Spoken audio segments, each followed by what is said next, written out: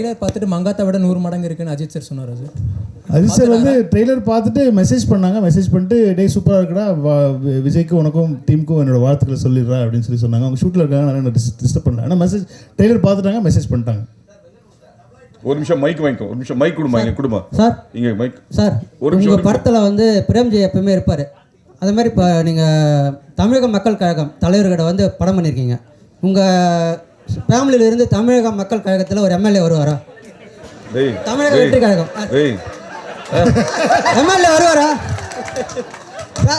Sir? நீங்கள் அந்த கட்சி பேர் நீங்களே சொல்லி அனௌன்ஸ் பண்ணுங்க. உங்கள் ஃபேமிலியிலேருந்து எம்எல்ஏ வருவாங்களா அந்த கட்சிக்கு? எனக்கு அதெல்லாம் தெரியாதுப்பா. ஒரு வருஷம் எனக்கு தெரிஞ்சு தலைவரோட ஒரு நடிகரோட சார் சார் ஒரு நடிகரோட பயணம் பண்ணதுக்கு அப்புறமா ஒரு தலைவரோட பயணம் பண்ணியிருக்கீங்க இந்த படத்தில். அதனால அரசியல் வேண்டாம்னு சொன்னாரு. நீங்க எல்லாம் விஜய் சார் கிட்ட கேட்கற கேள்வி என்கிட்ட கேட்டிருக்கீங்க.